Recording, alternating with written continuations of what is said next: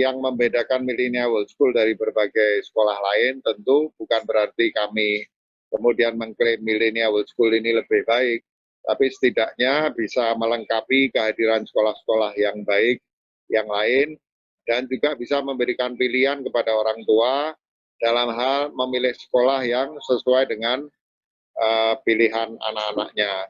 Sekadar sebagai informasi saja, di lokasi yang sama dengan Millennial World School itu juga ada SMA, ya. SMA namanya Hello Motion High School. Nah, itu juga ada di dalam lingkup jaringan sekolah Lazuardi, ya, ada Lazuardi, ada Millennia, ada Hello Motion High School, yang juga menerapkan metode berbeda dari metode yang diterapkan di Lazuardi maupun di Millennia, yaitu metode design thinking. Sekali lagi, ini hanya persoalan memperkaya alternatif bagi orang tua yang ingin memilih sekolah yang sesuai dengan kebutuhan, jenis kecerdasan, ya, minat dari putra-putrinya. Ya. Nah, jadi saya diminta bicara tentang harmony in creation. Dari semacam tor ringkas yang diberikan kepada saya, sebetulnya permintaan untuk bicara tentang topik ini terkait dengan keprihatinan kita bahwa anak-anak kita ini kalau tidak kita secara sistematis dan secara sengaja mengajarkan semacam spiritualitas, ya, nanti saya jelaskan apa yang saya maksud. Kita kadang-kadang mengirim anak kita ke sekolah berbasis agama, ya, yang sekarang banyak di negeri kita. Kita mengajar anak-anak kita cara-cara beribadah di rumah. Kalau yang Muslim sejak kecil, anak-anak kita sudah kita ajar sholat, kita ajar puasa, ya. Tapi kadang kita lupa bahwa mengajarkan praktek-praktek beragama itu, meskipun tentu penting sekali, bahkan merupakan kewajiban, dia tidak otomatis bisa mengembangkan sesuatu yang sebetulnya merupakan esensi dari keberagamaan itu sendiri, yaitu apa? Spirituality, spiritualitas. Ya, kita kadang-kadang berpikir kalau anak-anak kita sudah diajak sholat di rumah, puasa, ya, kemudian dimasukkan ke sekolah Islam, maka kemudian anak-anak kita itu otomatis akan mengembangkan spiritualitas. Ya, nah ini satu pemikiran yang tidak lengkap, gitu ya. Pemikiran yang tidak lengkap. Sebentar. Nah, jadi tentu saja praktek beribadah itu ikut membantu mengembangkan spiritualitas, ya. Tapi itu bukan satu-satunya cara, terutama di masa sekarang ini. Di masa sekarang ini, anak-anak kita itu terbenam atau dibenamkan seringkali tanpa kita mampu mengimbanginya ke dalam satu peradaban yang ada kecenderungan menjauh dari spiritualitas. Ya, peradaban kita itu kan sains, tentu sains itu sesuatu yang harus kita kembangkan. Tapi kita lupa bahwa sains itu punya kecenderungan untuk menjadi sangat positivistik, sangat materialistik, ya. Sehingga anak-anak kita yang belajar sains misalnya, itu akan meskipun sekolah di sekolah Islam katakanlah, itu kadang-kadang para pendidik juga tidak sepenuhnya sadar, itu mengajarkan sains sebagai sesuatu yang positivistik. Sehingga kemudian di bawah sadar anak-anak kita itu bisa muncul satu konsep bahwa hidup ini memang yang serba material. Bahwa yang relevan itu yang empiris, yang bisa dipersepsi atau dicerap oleh panca indera saja. Ya. Nah, kita memang tidak mengajarkan itu. Tapi kadang-kadang kita tidak sadar, anak-anak kita itu nyemplung di situ. Kemudian anak-anak kita terlibat di dalam ruang cyber, terlibat di dalam teknologi IT. Lagi-lagi, secara tidak sadar anak-anak itu bisa terbentuk di benak anak-anak bahwa yang real itu apa? Yang empiris, yang apa? Yang indrawi, dan yang terkait dengan kegunaan pragmatis seperti teknologi itu, ya. Jadi meskipun kita tidak mengajarkan begitu, kita nggak boleh lupa bahwa kita ini bersaing dalam hal pengembangan spiritualitas. Nanti saya jelaskan spiritualitas itu apa, ya. Apakah itu identik dengan agama atau tidak, ya. Nanti akan saya jelaskan. Tapi kita ini sekarang bersaing keras dengan satu peradaban yang sangat materialistik, yang meskipun itu tidak kita ajarkan, anak-anak kita itu menyerap dan sadar atau tidak sadar menginternalisasi di dalam diri mereka. Mereka terbiasa sejak kecil itu berhubungan dengan yang serba indrawi, ya. Sejak kecil berhubungan dengan teknologi. Kemudian mereka diajarkan tentang sains, ya. Semuanya serba indrawi, ya. Semuanya serba indrawi. Itu satu. Kedua, juga peradaban kita sekarang ini menjauhkan kita misalnya dari kehidupan yang sesungguhnya, ya. Misalnya pergaulan dengan orang lain, terutama ketika kehidupan anak-anak kita nanti setelah dewasa didominasi oleh pekerjaan misalnya, ya, diobsesi dengan obsesi tentang kesuksesan, yang kesuksesan itu dipahami lebih secara materialistik, ya, bukan kebahagiaan, tapi kesuksesan yang dipahami secara materialistik. Jadi sekolah itu mengejar ijazah, ijazah dipakai kerja, kerja dipakai mengejar kesuksesan. Masih bagus kalau ketika mengejar kesuksesan dia tidak saling sikut dengan koleganya, masih bagus kalau enggak korupsi, masih bagus kalau apa namanya punya jiwa kolaborasi yang tulus. Tapi kadang-kadang obsesi terhadap sukses itu juga lagi-lagi menyempitkan ruang bagi berkembangnya spiritualitas. Secara tidak kita sengaja, kalau sudah seseorang itu obses dengan kesuksesan, di mana atau yang di dalamnya kesuksesan itu difahami dalam makna yang sangat materialistik, ini juga mendominasi ruang di dalam otak kita, di dalam otak anak-anak kita, mendominasi ruang di dalam hati anak-anak kita, sehingga bagi spiritualitas itu tersisa ruang sangat sedikit, kalau malah tidak tersisa sama sekali, ya. Jadi ada kedikdayaan sains, ada obsesi terhadap kesuksesan. Ketiga, juga seringkali keterjauhan dari alam semesta, keterjauhan dari alam, ya. Nah, hidup manusia itu tidak akan pernah utuh kalau tidak terus memelihara persaudaraan dengan alam. Kenapa saya katakan begitu? Ya, saya singgung sedikit.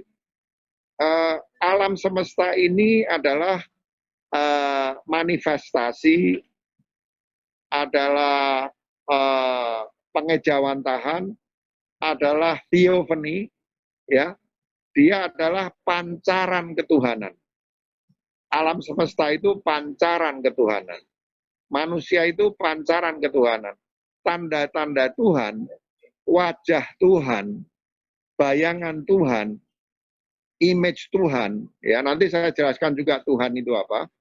Image Tuhan itu ada pada manusia. Tapi bukan hanya ada pada manusia. Image ketuhanan itu ada pada semua alam.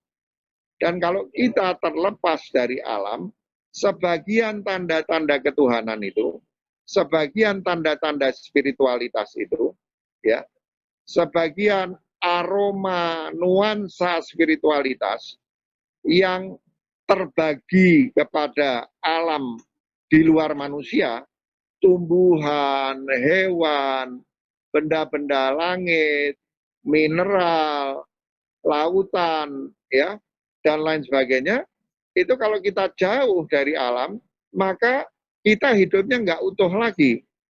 kita nggak bisa menangkap nuansa spiritualitas itu yang kalau sebagai orang Muslim misalnya dan agama-agama lain juga sama mengatakan bahwa Tuhan itu menebarkan tanda-tandanya di alam, di ufuk-ufuk dan di dalam diri mereka, bukan hanya dalam diri manusia. Ya, kalau orang terpisahkan dari alam itu dia akan tidak utuh kehidupannya, hidupnya tidak utuh, kesempurnaan kebahagiaannya tidak utuh karena dia terpotong dari sebagian wadah spiritualitas itu.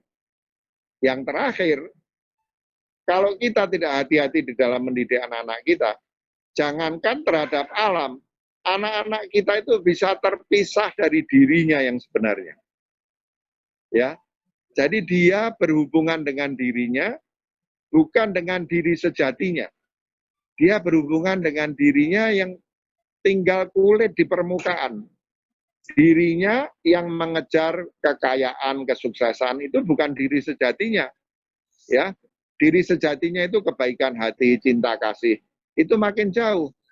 Anak-anak kita kalau tidak dididik secara khusus, itu nanti bahkan dengan dirinya sendiri pun asing. Dengan diri sejatinya pun dia asing. Dia hanya akrab dengan kulit dari dirinya. Dia hanya akrab dengan personanya. Persona itu artinya kepribadian, tapi bisa berarti topeng. Ya, tapi inti kemanusiaannya, lubuk kemanusiaannya itu dia asing, dia nggak bisa berhubungan. Nah, jangan mengatakan bahwa oh anak-anak kita nggak begitu. Ingat bahwa hal-hal seperti itu tidak akan masuk ke benak anak-anak atau ke dalam hati anak-anak lewat indoktrinasi. Tapi cara hidup saja, kebiasaan hidup, misalnya obsesi dengan kesuksesan. Dan obsesi dengan kesuksesan ini seringkali ditanamkan oleh orang tua sendiri. Anak saya harus bahagia.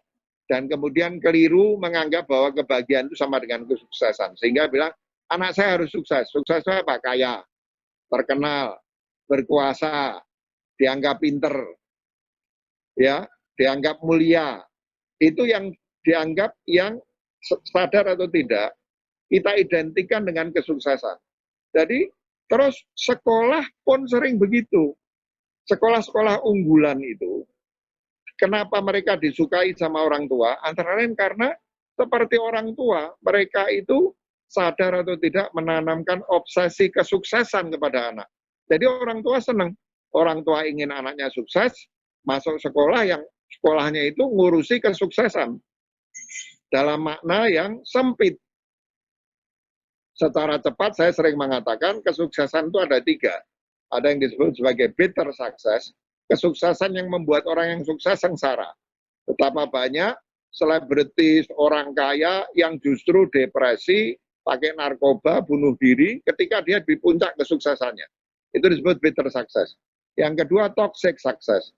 Kesuksesan yang membuat sengsara orang yang berada di sekitar orang yang sukses itu. Sukses tapi korupsi, mengotori alam, dan lain sebagainya. Nah, kesuksesan yang sejati itu yang disebut sebagai meaningful success.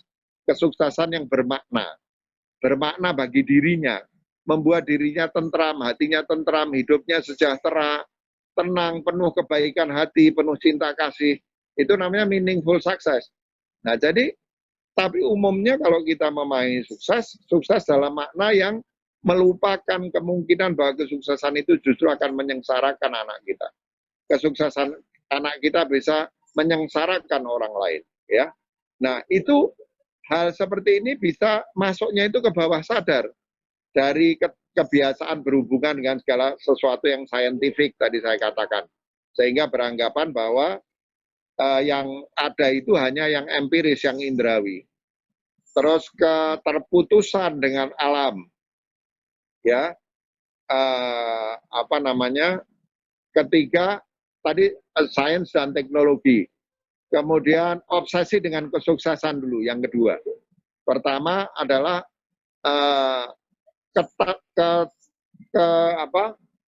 keterpaparan dengan sains dan teknologi yang membuat orang cenderung menganggap yang real itu yang indrawi. Kedua, obsesi tentang kesuksesan yang keliru. Ketiga, keterputusan dengan alam. Keempat, keterputusan dengan diri sejati kita. Nah, ini semua masuk dengan cara yang misalnya apa? Keterputusan dengan alam. Kita nggak punya waktu lagi untuk berhubungan dengan alam. Maka adanya pandemi ini sering disyukuri sebagai bencana yang memberikan hikmah karena orang harus WFH, karena kadang-kadang bergilir masuk kantor, ya, karena perlu meningkatkan imunitas. Akhirnya apa? Orang berolahraga, bersepeda, berjalan kaki, kemudian jalan-jalan keluar kota, ke tempat alam terbuka. Ini adalah hikmah dari pandemi ini. Dan alam menjadi lebih bersih, ya. Hewan hidup lebih normal, tumbuhan hidup lebih normal. Itu hikmah dari pandemi ini, ya. Tapi kalau tidak ada pandemi ini, orang lupa, orang hidupnya apa? Bangun pagi, kantornya jauh, melawan kemacetan, maki-maki di tengah jalan karena serobot-serobotan, pulang ke rumah capek, ngejar duit, ngejar kekayaan yang dianggap sebagai sumber kebahagiaannya. Ya, nah jadi selama ini kita sudah sampai pada tingkat itu, dan itu masuknya secara tidak sadar. Karena orang ngejar kesuksesan, dia nggak punya waktu untuk merenungkan tentang dirinya sendiri. Tidak punya waktu terus memelihara hubungan dengan alam semesta. Lupa merenungkan bahwa konsep kesuksesan yang selama ini dia pahami keliru. Ya, tidak pernah belajar betapa sains itu mengandung di dalamnya spiritualitas, misalnya. Nah, jadi jangan pernah orang tua itu mengira kalau sudah dikirim ke sekolah Islam, sudah diajak beribadah di rumah, maka dengan itu dia sudah membentengi anak-anaknya dari kekeringan terhadap spiritualitas. Sudah membentengi anaknya dari sudah memberi anaknya bekal cukup tentang spiritualitas. Tidak. Kita sekarang berada di satu peradaban yang kekuatannya dahsyat, menyeret kita semua menjauh dari spiritualitas itu. Ini yang perlu kita pahami, ya. Nah, sekarang apa yang saya maksud dengan spiritualitas? Apa yang saya maksud dengan Tuhan? Ya, spiritualitas itu bagian dari agama, ya. Yang saya maksud apa? Agama itu mengandung spiritualitas, tapi bisa jadi orang beragama tidak punya spiritualitas. Seseorang merumuskan bedanya agama dan spiritualitas itu begini.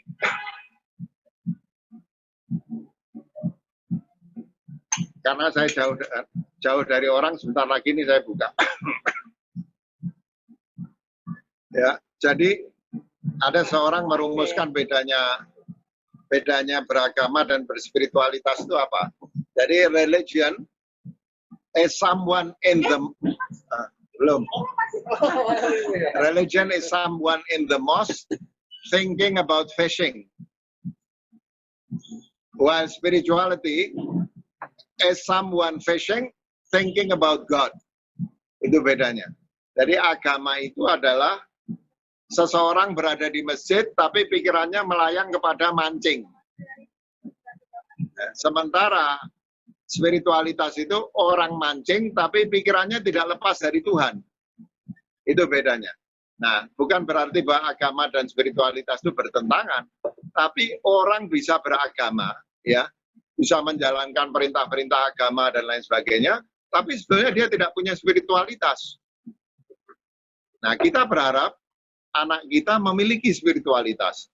Tentu kalau kita orang beragama, kita berharap bahwa anak kita adalah orang beragama yang pada saat yang sama agamanya penuh dengan spiritualitas. Ya. Nah, spiritualitas itu apa? Spiritualitas itu adalah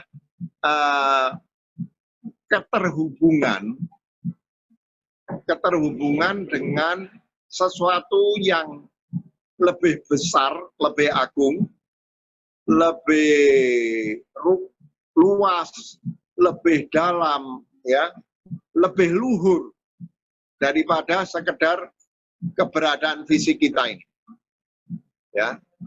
Jadi spiritualitas itu adalah keterhubungan dengan sesuatu yang lebih luhur, mentransendensikan, lebih agung, ya, lebih dalam daripada sekedar keberadaan fisik kita. Tadi yang kita katakan obsesi dengan yang empiris, obsesi dengan kesuksesan yang bersifat materialistik. Itu dua-duanya adalah kehilangan atau keterputusan dengan spiritualitas, dengan sesuatu yang lebih luhur, lebih agung, lebih dalam dari kita. Jadi kita hanya terkoneksi dengan diri fisik. Yang indrawi itu kan hanya fisik. Kesuksesan materialistik itu hanya fisik. Dan di sisi lain terputus dengan alam, ya, terputus dengan alam ini pun bukan hanya terputus dengan daun-daunan yang di dekat saya ini, atau gunung-gunung, tapi dengan ruh yang berada di balik alam. Terus keterputusan dengan diri sejati kita, yang bukan sekedar fisik ini. Makanya spiritualitas itu kalau dalam bahasa Indonesia diterjemahkan sebagai keruhanian. Jadi keterhubungan dengan hal-hal yang bersifat ruhani. Ya. Nah, itu yang sebetulnya a great danger looming over our children sekarang ini. Jadi bahaya besar yang menghantui anak-anak kita. Dan kita suka nggak sadar pada itu. Ya, kita merasa tadi, pokoknya asal kita ajak sholat, kita ajak puasa, kita kirim sekolah Islam, beres. Saya misalnya menemui anak-anak yang sekolah di sekolah Islam, tapi kemudian memutuskan untuk jadi ateis, memutuskan untuk jadi agnostik, dan jumlahnya saya bukan mau nakut-nakuti, makin lama makin banyak. Apalagi kalau anak-anak kita itu apa? Diajak sholat dipaksa, diajak puasa dipaksa, diajak sholat Jumat dipaksa, sampai masjid khutbahnya nggak karu-karuan, isinya neraka, Tuhannya senang menghukum, Tuhannya sadis, dan lain sebagainya. Diajak ke masjid makin jauh dari agama, bukan makin dekat. Ya. Nah, ini yang harus kita perhatikan. Nah, bagaimana sekarang, ini bagian terakhir dari yang ingin saya sampaikan, cara kita memelihara spiritualitas pada anak-anak kita. Saya tidak akan mengecilkan kenyataan bahwa mengajak sholat, mengajak puasa, pergi ke masjid, mengirim ke sekolah Islam, itu adalah hal-hal yang baik, yang penting. Tapi kita harus pilih. Pertama, ketika ngajak sholat, kita harus jelaskan bahwa sholat itu bukan soal Tuhan kepengen disembah. Sholat itu untuk kita, manusia, agar apa? Hati kita lembut, agar kita tidak sombong, ya, agar kita baik hati. Saya misalnya menulis sebuah buku judulnya Buat Apa Sholat. Sudah lama nggak terbit, insya Allah nanti bulan Januari terbit lagi buku itu. Nanti kalau Kang Ronald ngasih tahu saya, nggak usah belilah, saya kirimin. Ya. Nah, jadi saya jelaskan di situ, sholat itu buat apa? Sholat itu nggak boleh dilepaskan dari kemanusiaan. Puasa itu tidak boleh dilepaskan dari kemanusiaan. Tuhan itu tidak boleh dilepaskan dari cinta kasih. Ya. Nah, tapi yang lebih penting, satu, secara teoritis kita memang tetap perlu memberitahu anak kita tentang tentang aspek cinta, aspek kebaikan hati, aspek moralitas, aspek kemanusiaan dari keberagaman. Itu tetap sebagai orang tua, sebagai pendidik, kita harus sering berdialog dengan anak-anak kita. Mengajarkan ilmu beragama dengan benar. Ilmu beragama yang penuh kerohanian. Ya, ilmu beragama yang penuh kerohanian. Kalau di dalam Islam itu yang sufistik, katakanlah. Jadi bukan hanya mengajarkan Islam dalam arti syariah, bukan hanya mengajarkan iman dalam arti hanya akidah yang rasional, tapi mencapai ihsan. Menjadikan agama itu menukik ke dalam rohani anak-anak kita. Dan rohani kita itu adalah rohani yang ingin berbuat baik, meluapkan cinta kasih, menolong manusia, melestarikan alam semesta, ya, menghormati alam semesta. Itu bagian dari spiritualitas. Itulah spiritualitas. Tuhan juga harus digambarkan dengan penuh spiritualitas. Tuhan itu memang memiliki aspek personal. Dia bisa rela kepada kita, marah kepada kita, ya, memberi petunjuk, menyesatkan dalam arti kalau kitanya memang membangkang. Tapi Tuhan sebagai cinta kasih, Tuhan sebagai pemaaf, Tuhan sebagai yang lebih dekat dari urat leher kita sendiri. Tuhan itu dikatakan dalam sebuah hadis atau dalam Al-Quran juga, kalau ada 2 orang, Tuhan yang ketiga.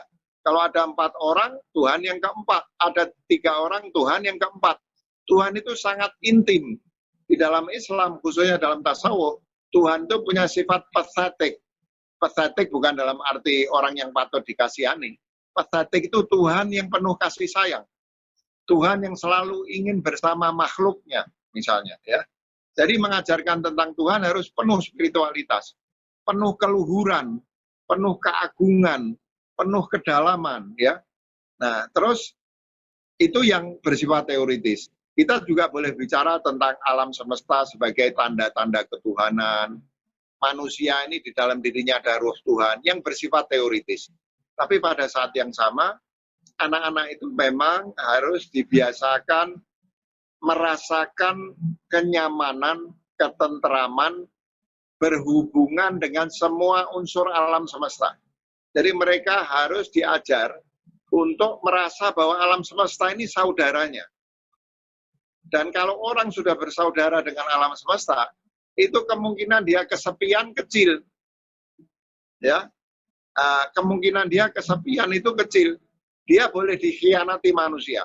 Yang bisa berkhianat itu di dalam alam semesta cuma manusia. Hanya manusia yang bisa berkhianat. Ya, karena manusia memang oleh Tuhan diberi kehendak bebas, diberi karsa bebas, diberi free will. Dia bisa baik, bisa jahat, bisa beriman, bisa kafir. Kalau batu-batuan nggak bisa. Batu-batuan tuh kalau nggak dirusak oleh manusia, dia mesti baik hati sama manusia. Hewan itu kalau tidak dirusak lingkungannya, dia mesti baik hati sama manusia. Tumbuh-tumbuhan itu mesti baik hati. Semua unsur alam semesta itu diciptakan Tuhan untuk manusia, untuk kemanfaatan manusia, untuk memberikan cintanya pada manusia. Makanya saya ini termasuk orang yang percaya bahwa sedekah laut, bahkan maaf ya, sesajen, itu kalau difahami dengan betul, itu bagus. Bukan kita menyembah pohon, bukan kita menyembah laut, tapi kita menyatakan syukur kita kepada pohon yang sudah memberi kita keindahan, keteduhan, buah-buahan, bunga-bungaan. Dan dia saudara kita, dia menampung di dalam dirinya keindahan ketuhanan, mengandung di dalam dirinya kecintaan ketuhanan. Jadi sedekah laut itu pada puncaknya bersyukur pada Tuhan, yang ketuhanannya ditampung pada laut, memberi ikan, memberi mutiara, memberi keindahan, memberi air, ya, memberi kenyamanan, berlayar di atasnya, berenang untuk olahraga. Jadi sedekah laut kalau dipahami dengan baik itu bagus sekali menurut saya. Sesajen pun nggak apa-apa, gitu ya. Tapi itu simbol. Selama ini kan kita selalu melakukan simbol. Oh, dalam Islam syirik. Nah, kalau nyium hajar aswad itu apa? Memang kalau kita nyium hajar aswad, kita nyium batu. Bukan. Karena hajar aswad itu simbol tangan Tuhan. Kita mencium tangannya Tuhan. Gitu ya. Nah, jadi anak-anak itu selalu diajak berdialog tentang hal-hal yang terkait dengan spiritualitas ini, mereka juga dibiasakan selalu mendekat kepada alam. Ya, selalu menyadari betapa alam itu dahsyatnya luar biasa, ya. Makanya saya belajar dari satu pemikir perempuan India, Umar Ruh pasti ingat, saya lupa terus namanya. Itu dia memberikan satu contoh yang sangat bagus, ya. Dia bilang peran ibu, terutama peran ibu tradisional, itu adalah peran spiritual. Bahkan ketika dia memasak di dapur, Bahkan ketika dia sedang menyajikan makanan di atas meja makan, ya, ibu-ibu itu dulu memasak apa? Dengan menggunakan sayur mayur, rempah-rempah, daging, ya. Terus anak-anak kita tahu bahwa di dalam sepiring nasi dan lauk pauk yang ada di depan mereka, itu ada petani, ada tanaman padi, ada cacing yang menyuburkan tanah, ya, ada kerbau yang membajak, ada keluarga petani yang bekerja, ada udara yang sejuk, ada matahari, ada hujan yang memberikan air, ya. Bahayanya anak sekarang kalau makannya itu pesan GoFood semua, kemudian makanannya itu adalah makanan siap saji, itu makanan itu kehilangan spiritualitasnya, Bapak Ibu sekalian. Kita apa sadar toh bahwa membiarkan anak-anak kita makan makanan siap saji itu sebetulnya kita memotong spiritualitas mereka. Saya bukan bilang anak-anak dilarang makan apa namanya, makan siap saji, sesekali boleh. Tapi kalau kita lupa bahwa memasak itu di dalamnya penuh spiritualitas, kita sudah memutus spiritualitas dari anak-anak kita hanya dengan tidak membuat mereka diterpa dengan kekayaan yang ada di dalam menu makanan di depan mereka itu, misalnya, ya. Makanya belajar memasak itu penting. Semua sekolah yang baik itu harus menjadikan memasak sebagai bagian dari pelajaran. Karena di dalam pelajaran memasak itu ada spiritualitas di situ. Nah, kalau anak dibiasakan, mungkin saya termasuk orang yang nggak telaten memelihara hewan, tapi memelihara hewan, datang ke alam-alam terbuka, bercocok tanam, memasak, dan memahami betapa alam semesta ini begitu harmonis. Satu sama lain itu saling mendukung. Nah, salah satu yang paling bagus tadi Bu Makhluk juga cerita tentang pelajaran permaculture. Permaculture itu cara menanam, ya, yang menyebabkan alam itu memelihara dirinya sendiri. Sekarang ini kalau dengan tanaman yang bukan permaculture, itu kalau tanah ditanami tanaman tertentu, harus nunggu 3 bulan, 6 bulan, setahun bisa ditanami lagi. Karena makanannya sudah habis. Diambil oleh tanaman yang sebelumnya ditanam di situ. Permaculture ini satu cara menanam yang kita nggak perlu itu. Kapanpun tanah itu tetap subur. Dengan cara tanaman permaculture. Dan dengan mengajarkan permaculture, kita kemudian juga bisa mengajar pada anak-anak ini loh, alam itu dahsyat, alam itu hidup, alam itu tidak mati. Sebagaimana tubuh kita ini bisa memelihara dirinya, alam itu bisa memelihara dirinya, asal jangan kau rusak.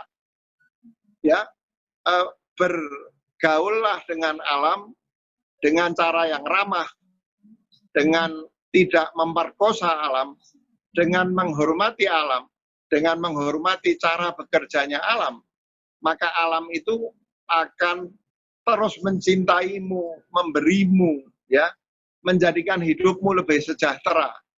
Nah, dia menyadari, oh alam ini dahsyat, alam ini hidup, alam ini bisa terluka, alam ini bisa merasa dihormati, alam ini bisa merasa dicintai. Kalau kita cintai, dia akan mencintai kita. Kalau kita perkosa, ya, kemampuannya untuk mencinta kita berkurang. Dia tidak dia tidak pernah kehilangan keinginannya mencintai manusia, tapi kita sudah menghilangkan sebagian kemampuannya dalam mengungkapkan kecintaannya kepada kita. Nah, karena itu kita perlu mengajarkan ekologi, kita perlu menanamkan kecintaan kepada alam semesta kepada anak-anak. Tapi pada saat yang sama, anak-anak itu harus diekspos kepada alam. Termasuk dengan cara bercocok tanam, memelihara hewan, memasak, ya, kemudian terekspos kepada berbagai kedahsyatan alam, mungkin ke pertambangan, melihat pertambangan juga, ya, kemudian segala sesuatu yang berhubungan dengan alam. Kalau dia sudah bisa merasakan kedekatan dengan alam dan melihat alam sebagai bernyawa seperti dirinya, bahwa alam itu hidup seperti manusia, ya, bahwa alam itu mencintai kita dan karenanya kita perlu mencintai, ya, namanya Vandana Shiva. Ya, perempuan tadi ini, Bu Mahro baru memberitahu saya, Vandana Shiva.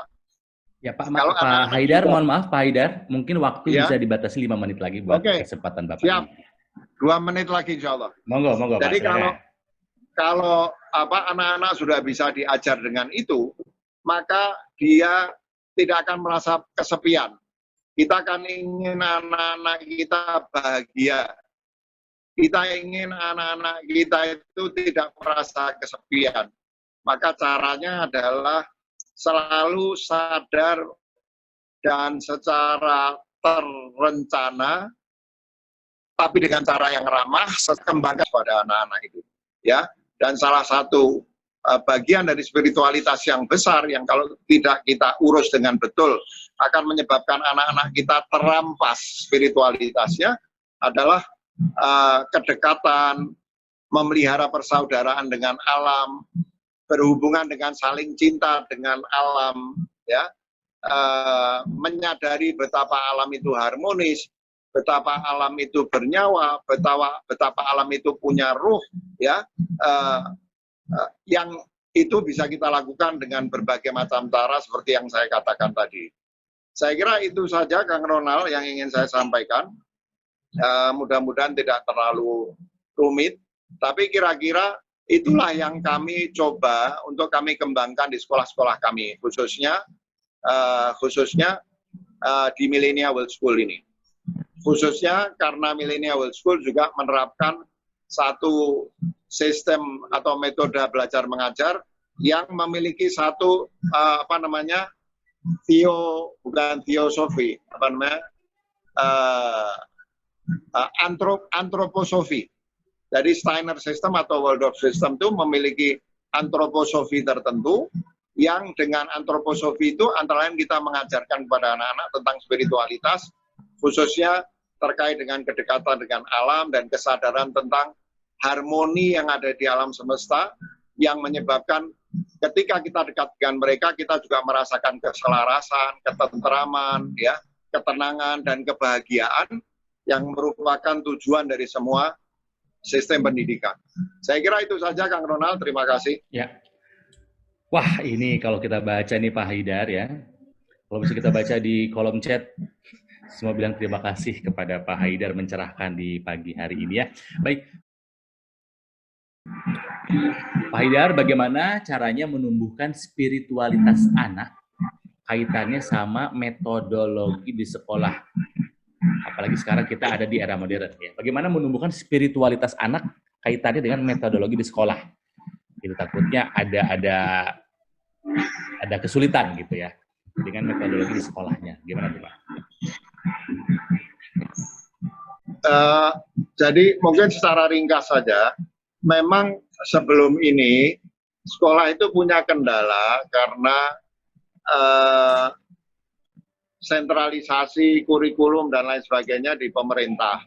Dan problem besarnya adalah, sebentar, gambar saya sudah keluar.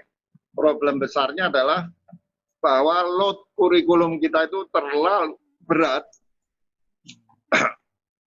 Kemudian banyak hal-hal yang sebetulnya tidak terlalu relevan dengan tujuan puncak pendidikan, yaitu membekali anak-anak kita agar menjadi orang-orang yang berbahagia. Ya, load-nya terlalu berat, kemudian evaluasi-evaluasi yang terlalu berat, sehingga sekolah itu, ini yang kadang kita tidak sadar. Ketika misalnya para petinggi di negeri kita itu merumuskan kurikulum, secara tidak sadar banyak di antara mereka yang diobsesikan dengan kesuksesan tadi. Ya, jadi anak-anak itu harus sukses. Sukses itu apa? Sukses itu memiliki wawasan, ilmu, keilmuan, kemudian memiliki keterampilan. Jadi bahkan seringkali di dalam menyusun kurikulum itu mindset-nya sudah keliru. Sekolah itu tempat membuat anak-anak sukses, bukan membuat anak-anak bahagia. Sukses itu diperlukan, tapi sukses yang hanya menekankan pada hal-hal yang bersifat materialistik itu bisa memukul balik anak-anak itu. Nah, Itu problem kurikulum kita sebelum ini. Itu sudah dicoba dari beberapa kurikulum yang misalnya mulai kurikulum berbasis kompetensi itu kalau nggak salah tahun 2010 atau 2008. Kemudian ada kurikulum 2013 ya.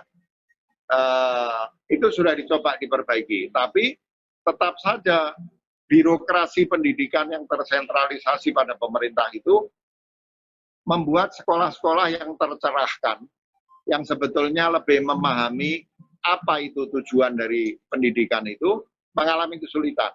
Nah, sekolah di jaringan Lazuardi sebagai contoh saja, bukan saya mau kampanye, tapi yang saya ketahui, itu terus terang, sekarang dulu misalnya saya mengatakan pada para guru-guru secara internal, sekarang boleh saya sampaikan karena pemerintah sudah mencanangkan apa yang disebut sebagai merdeka belajar. Saya bilang, prestasi Bapak Ibu akan diukur dari seberapa jauh Bapak Ibu melanggar kurikulum dan aturan pemerintah. Itu saya sampaikan secara eksplisit. Tujuan saya bukan mau membangkang sama pemerintah, tapi saya mau menghancurkan cara berpikir orientasi pemerintah yang terlalu sentralistik. Ya. Jadi di sekolah-sekolah kami sejak awal didirikan, itu kami selalu mencoba mencari jalan untuk memasukkan gagasan-gagasan terbaik dari pendidikan yang sejalan dengan tujuan pendidikan ke dalam kurikulum yang sudah sangat diintervensi oleh pemerintah. Nah, termasuk ujian nasional dan lain sebagainya. Halo, jelas, Pak, jelas, Pak. Aman, Pak. Silakan dilanjut, Pak. Aman. Silakan dilanjut, Pak. Ya. Tadi ternyata terputus. Jadi, sekarang ini dengan aturan yang baru yang disebut sebagai Merdeka Belajar, Pak Haidar, virtual tour atau sudah sudah virtual tour tadi, tampak betul berbagai kegiatan yang dimaksudkan untuk membangkitkan spiritualitas anak-anak, dari mulai menanam, memasak, ya kita lihat tadi. Kemudian di luar itu berbuat baik kepada masyarakat, ya. Kemudian field trips, ya, yang tadi saya sampaikan, ditambah dengan antroposofi yang merupakan basis filosofis spiritual dari sistem pendidikan Waldorf ini, itulah cara-cara kami. Dan nanti insya Allah cita-cita kami itu menjadikan sekolah lebih sedikit berhubungan dengan persoalan akademik atau keterampilan, dan lebih banyak berhubungan dengan pengembangan kapasitas mencintai, kapasitas menyayangi, ya. Jangan pernah lupa ya bahwa kesuksesan itu didorong oleh passion. Passion itu dekat dengan kata compassion. Passion itu artinya cinta. Pathos itu artinya cinta. Bahwa orang itu bisa passionate di dalam mencari ilmu, bisa passionate di dalam bekerja, kalau dia punya cinta. Ya, dia punya cinta. Kalau orang cinta kepada alam, dia akan belajar tentang ilmu memelihara alam. Kalau dia cinta pada manusia, dia akan cari uang dan dipakai uangnya untuk membantu manusia. Misalnya begitu. Ya. Jadi kalau mengajar sekarang ini terlalu banyak medium untuk anak-anak itu belajar masalah akademik dan keterampilan. Bahkan percuma sekolah itu mengajarkan informasi-informasi dan keterampilan, karena seperti kita lihat sekarang, lingkungan di mana anak-anak itu hidup, ya, itu sudah berubah secara sangat cepat. Bapak-bapak dan ibu-ibu yang punya anak yang baru lulus di universitas boleh nanya, ya, pelajaran yang diterima oleh anak-anak di semester terakhir itu sudah tidak sepenuhnya relevan dengan apa yang mereka hadapi di dunia nyata. Saya ini kebetulan pebisnis juga, Bapak Ibu sekalian. Saya mengatakan bahwa sekarang lingkungan bisnis itu is very fluid. Dalam waktu 6 bulan, kita harus belajar ilmu-ilmu baru yang sebelumnya nggak kita pelajari. Ya, saya misalnya begini, sebelumnya kami punya online store, dan kami ingin kembangkan online store itu menjadi e-commerce.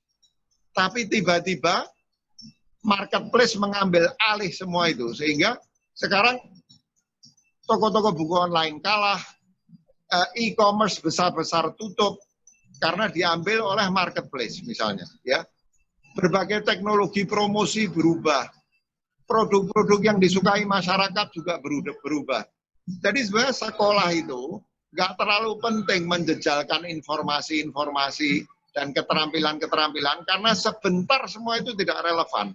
Tapi kalau anak-anak itu terdorong untuk cinta belajar, tahu caranya belajar, kreatif, punya self-confidence, punya moral atau akhlak yang baik, itu akan menjadi jaminan bukan cuma bagi kebahagiaan mereka, tapi bagi kesuksesan mereka. Orang-orang yang sukses sekarang itu orang yang nggak pernah berhenti belajar, ya. Karena kalau berhenti belajar dia akan tidak relevan dalam waktu sangat cepat, bahkan di dunia bisnis, ya. Nah, jadi kami membayangkan sekolah di masa yang akan datang itu nanti lebih menjadi teman anak-anak itu dalam membangkitkan spiritualitas, compassion. Misalnya Lazuardi itu juga sudah 2-3 tahun terakhir menjadi Global Compassionate School. Global Compassionate School, sekolah berwawasan global berbasis kasih sayang. Kenapa sampai tagline sekolahnya itu Global Compassionate School? Karena compassion itu jaminan bagi kebahagiaan dan jaminan bagi kesuksesan. Jadi memang paradigma sekolah itu harus diubah. Cara berpikir tentang tujuan pendidikan, cara berpikir tentang apa itu kesuksesan, ya, cara berpikir tentang apa itu peran sekolah, itu harus dirombak sama sekali lebih dulu. Dan kalau kita sudah dapat semua itu yang betul, insya Allah lain-lain itu bisa disesuaikan. Sebetulnya metode itu not that important. Pada puncaknya, hubungan guru murid yang penuh cinta, hubungan guru murid yang penuh penghormatan, itu akan mengaktualkan semua potensi anak. Sekolah tidak boleh lupa, orang tua tidak boleh lupa, bahwa sebetulnya semua yang ingin diketahui dan dikuasai anak-anak, itu sudah ada di dalam diri anak-anak. Jangan pernah berpikir kita itu sedang menciptakan sesuatu yang tadinya tidak ada. Seperti benih sebuah pohon besar yang bunganya indah dan buahnya rimbun.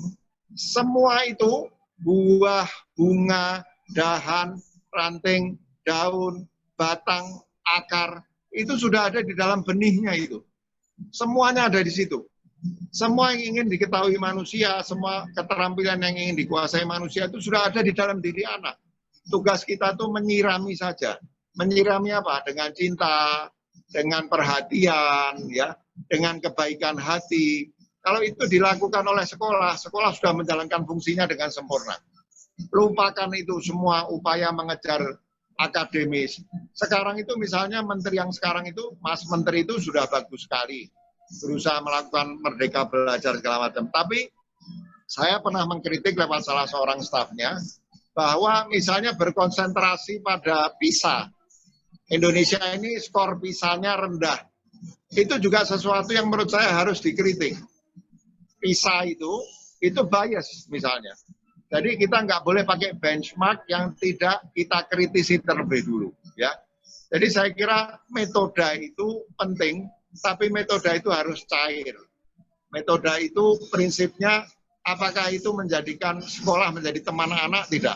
Apakah sekolah itu membangkitkan harga diri anak? Tidak. Apakah sekolah itu memelihara self-esteem anak atau tidak? Apakah sekolah itu penuh cinta atau tidak? Apakah hubungan di antara siswa saling mencintai apa tidak? Apakah sekolah itu mementingkan kedekatan dengan alam atau tidak? Ya, apakah sekolah itu mementingkan anak-anak untuk memiliki kasih sayang kepada sesamanya yang kesusahan atau tidak? Menurut saya harus diukur dari situ sekolah itu. Selama sekolah masih obses dengan kesuksesan, menjejalkan informasi, ya, mengajarkan keterampilan yang sebentar akan tidak relevan, ya sekolah itu akan kehilangan relevansinya menurut saya.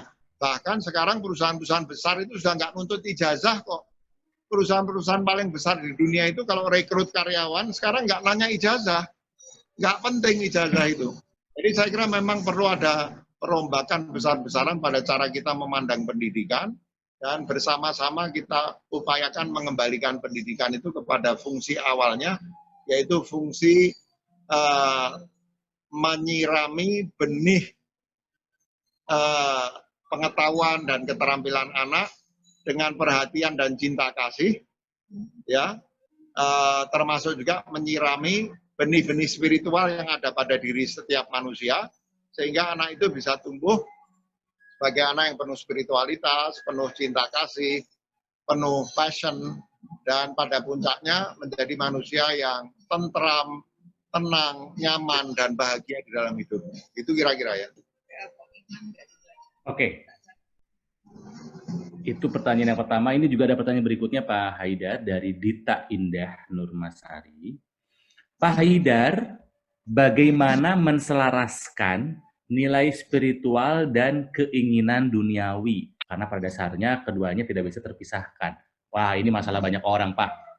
Saya juga, Pak. Jadi pengen mendalami spiritual, tapi dunia begitu menggoda. Nah, gimana supaya seimbang, supaya kita bisa menikmati dua-duanya, mendapatkan manfaat dan keberkahan dari dua-duanya, Pak? Ya. Maaf kalau saya ngomongnya agak teriak-teriak, karena ini saya berada di luar dan juga ada musik yang keras, sehingga ngomongnya agak ngotot sedikit. Jadi ngomong spiritualitas tapi kurang spiritual karena ngotot. Nah, jadi begini, sebetulnya ngototnya itu bukan karena musik, karena memang saya sendiri belum spiritual. Nah, jadi gini, sebetulnya spiritualitas itu tidak perlu dipertentangkan dengan hal yang bersifat duniawi. Coba kita kembali sekarang. Apa sih tujuan setiap manusia hidup ini? Apakah mengejar yang bersifat duniawi atau apa? Semua orang itu kalau ditanya, pasti tujuan hidup di dunia itu apa? Bahagia. Kita harus kembali ke situ dulu.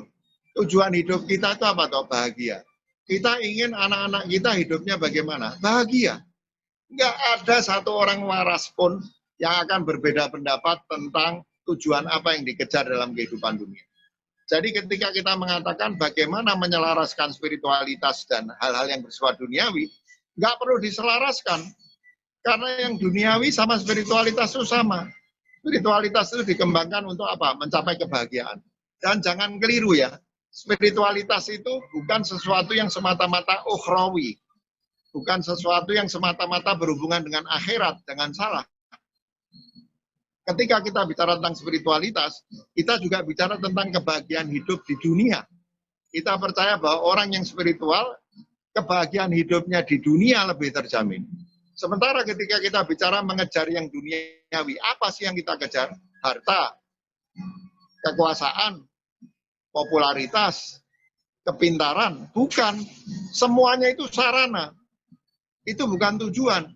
Sarananya apa? Kalau kita punya harta, insya Allah kita lebih mudah hidup di dunia. Bisa mendidik anak, sakit bisa ke dokter, ya.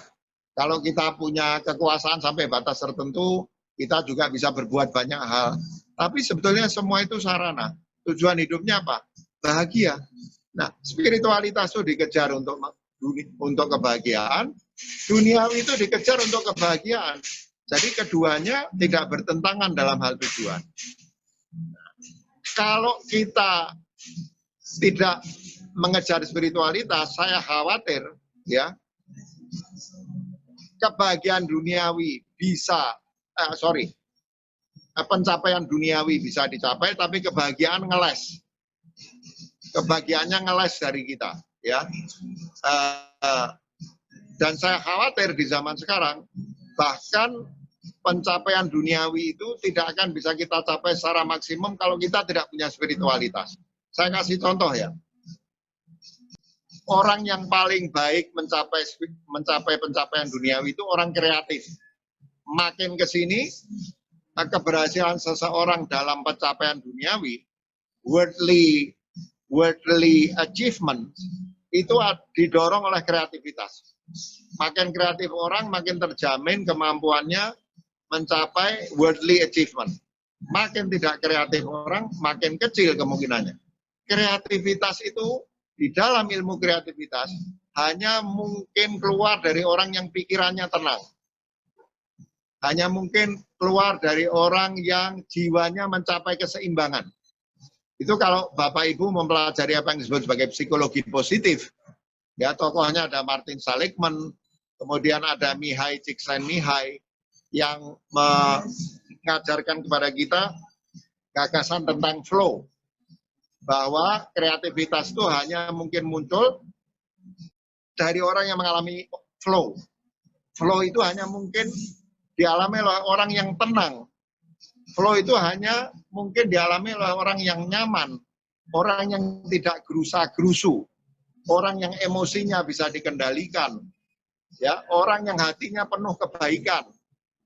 Nah, jadi bahkan kalau kita mau sukses bisnis di zaman sekarang, ya, jangka panjang dan memberi kenyamanan, itu syaratnya apa? Syaratnya kita mesti kreatif. Kreativitas itu keluar ketika orang mengalami flow. Flow itu keluar ketika orang mengalami ketenangan. Jadi spiritualitas itu mendukung bagi kesuksesan bisnis. Kalau kita mau bicara pencapaian duniawi. Nah, kelebihannya lagi, kesuksesan bisnis yang dicapai lewat ketenangan, kenyamanan, kebahagiaan, ketentraman, kebaikan hati, itu lebih memberikan kebahagiaan atau bisa memberikan kebahagiaan pada orang yang mencapai kesuksesan duniawi. Jadi saya nggak melihat ada pertentangan sebetulnya. Dan jangan keliru, spiritualitas itu tidak ngelawan dunia. Spiritualitas itu justru misalnya tadi ya, bercocok tanam. Itu kalau kita mau, apa sekarang orang kaya besar dari agribisnis misalnya ya. Meskipun sebagian orang nggak senang dengan istilah agribisnis. Kesannya memanipulasi alam, padahal tidak harus begitu. Ya, nggak ada sama sekali sebetulnya kalau kita lihat pertentangan antara dua hal itu. Spiritualitas itu tidak ada hubungan dengan kemiskinan, Bapak Ibu sekalian.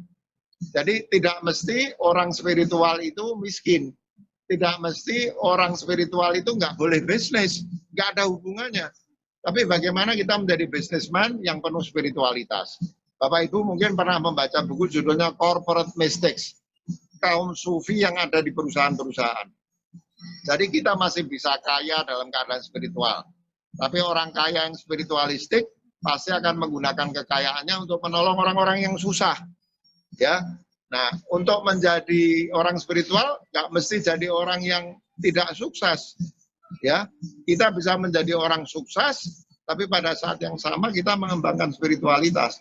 Jadi insya Allah tidak ada pertentangan antara spiritualitas. Kecuali kalau spiritualitas itu diartikan sebagai asketisme. Jadi kemudian menarik diri dari pergaulan, tinggal di ashram-ashram, tinggal di zawiyah-zawiyah kaum sufi, tinggal di rumah-rumah di pegunungan.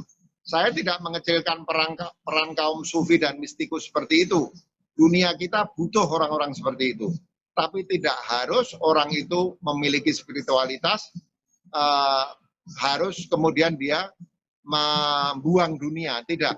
Spiritualitas itu bisa dimiliki orang kaya, bisa dimiliki bisnisman, bisa dimiliki pejabat, bisa dimiliki ilmuwan, bisa dimiliki artis, bisa dimiliki siapa saja. Ya, karena spiritualitas itu adalah persoalan persaudaraan dengan alam, kecintaan kepada apa yang kita sebut sebagai Tuhan, persaudaraan dengan manusia lain berdasarkan cinta kasih, itulah sebetulnya spiritualitas. Itu Kang Ronald. Baterainya tinggal berapa? Iya, terima kasih Pak Haidar. Aduh, benar ya. Jadi saya juga banyak baca buku-buku mengenai sufi, mengenai tasawuf dari Pak Haidar. Jadi tidak perlu harus menihilkan dunia ya Pak ya, bisa seiring gitu. Oke, amin, amin. Baik, kita ucapkan dulu terima kasih hatur nuhun kepada Pak Haidar. Pak Haidar, terima kasih untuk kesempatannya telah meluangkan waktu mencerahkan kami semua Pak Haidar ya. Mudah-mudahan ya, mudah-mudahan. Tuh, terima kasih bilang ke Pak Haidar, hatur nuhun Bapak Haidar, terima kasih, silahkan lanjutkan kegiatannya, mudah-mudahan kami semua bisa berjumpa lagi dengan Pak Haidar dan mendapatkan ilmu-ilmu yang bisa menenangkan jiwa lagi. Hatur nuhun Pak Haidar.